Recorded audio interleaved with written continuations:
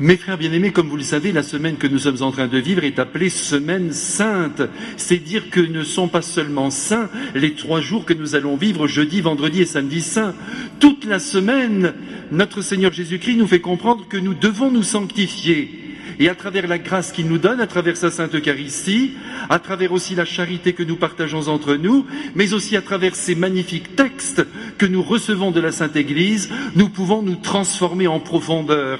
Et ce qui est incroyable, mes frères, moi-même, je n'en reviens pas, c'est que le Saint-Esprit a décidé pour nous transformer, depuis 2 jours, de nous mettre en présence de Judas. C'est quand même incroyable. Hier, je vous l'ai dit, Judas nous était présenté tout simplement comme le traître, évidemment, pour qu'à notre tour, nous fassions bien attention et que nous trahissions pas le Christ en vivant bien autre chose que sa sagesse. D'où la nécessité pour nous, mes frères, en ces jours saints, de mettre beaucoup d'attention aux paroles de Jésus et à travers ces paroles, réellement de se dire que nous voulons vivre pleinement comme il nous le demande. Ce soir, nous découvrons la raison de la trahison. Et cette raison, mes frères, doit bousculer notre propre cœur et nos propres habitudes. Vous le savez, qui ne le sait, Judas aimait l'argent.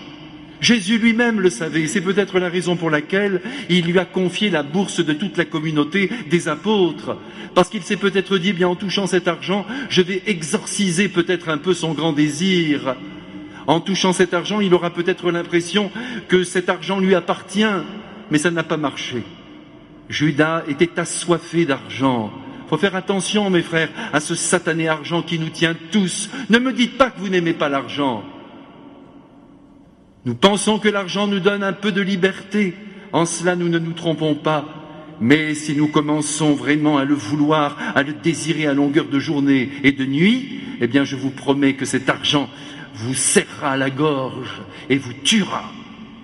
C'est ce que nous devons comprendre aujourd'hui. Vous voyez, Judas nous est montré, alors qu'il se rend chez les grands prêtres et qu'il parle avec eux pour essayer de monnayer l'arrestation du Christ. C'est quand même incroyable. Et vous savez que les grands prêtres lui proposeront 30 pièces d'argent, 30 pièces d'argent, qui représentent à peu près, c'est l'équivalent, si vous voulez, de 3 900 €. J'ai essayé de regarder de près pour me rendre compte de ce que valait le Christ pour le monde. C'est à peu près l'équivalent d'une 30aine de pièces de 20 francs or Napoléon, si vous voulez, notre fameux Napoléon. 3 900 €. Judas a empoché cette somme ridicule au fond, et il a vendu le maître du monde. Vous savez la suite, vous la connaissez par cœur, ce n'est pas la peine d'insister. Au cours de ce repas, notre Seigneur a bien indiqué que c'était Judas qui allait le trahir. Mais ce qui est assez saisissant, et hier soir, je vous en ai dit un tout petit mot, mais sans aller suffisamment loin, c'est que vous avez vu que chaque apôtre se demande si ce n'est pas lui qui va trahir le Christ.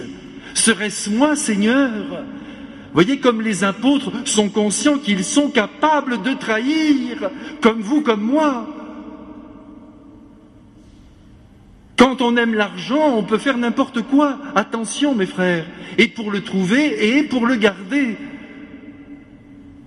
Ce qui est tout à fait étonnant, c'est que Judas lui-même pose cette question également. Serait-ce moi ? Et ce n'est pas pour tromper les apôtres.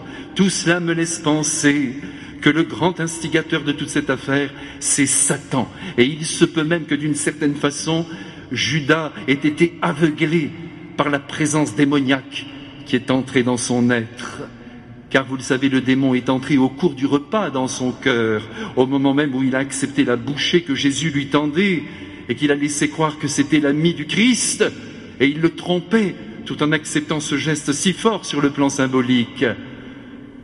Serait-ce moi? Peut-être que Judas en doute encore, mais il est conduit par Satan, et Satan lui fera vivre le pire, puisque ensuite, vous le savez, nous ne connaissons pas tout à fait les circonstances de la mort de Judas, mais c'est atroce.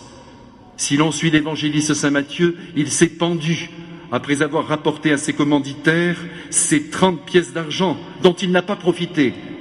Et si l'on en croit les Actes des Apôtres au chapitre 1er, c'est Saint Pierre qui le dit. Et moi, je suis porté à croire que Saint Pierre, là, nous donne la vraie raison. Il nous dit que cet homme a acheté un champ. Ça paraît assez logique, il a quand même voulu profiter de cet argent. et c'est dans ce champ qu'il est tombé, peut-être même s'est-il pendu, vous voyez, il faut toujours viser à une harmonisation des textes, mais en tombant, son ventre s'est ouvert, ses entrailles ont éclaté. Parce que mes frères, à force de vouloir engloutir l'argent, de vouloir vivre pour soi, eh bien le ventre éclate, et on voit toute l'horreur que contient le ventre d'un homme. Mes frères, c'est bien que je vous dise cela, et c'est bien que je l'entende moi aussi, à la veille des 3 grands jours saints. Il y a de l'argent au milieu de la mort de notre Seigneur. Faisons attention, ne soyons pas attachés aux biens de la terre, mes frères bien-aimés. Donc de temps en temps, il faut que nous fassions quelques exercices de générosité. C'est le moment, mes frères, donnez, lâchez, allez, quelques euros par-ci, quelques euros par-là. Comblez même vos enfants si ça vous chante, si vous êtes gênés vis-à-vis de l'inconnu. Mais faites quelque chose, dépossédez-vous. Sinon vous êtes possédés par ce démon qu'est l'argent. Je compte sur vous, mes frères. Écoutons cette leçon que notre Seigneur Jésus-Christ nous a donnée ce soir, lui qui est mort pour une poignée de monnaie. Faisons des efforts, mes frères. Disons maintenant à Jésus que nous voulons être plus généreux et moins attachés à ces biens de la terre qu'un jour nous allons abandonner lorsque nous serons dans notre cercueil, ou plus exactement lorsque nous serons chez Dieu.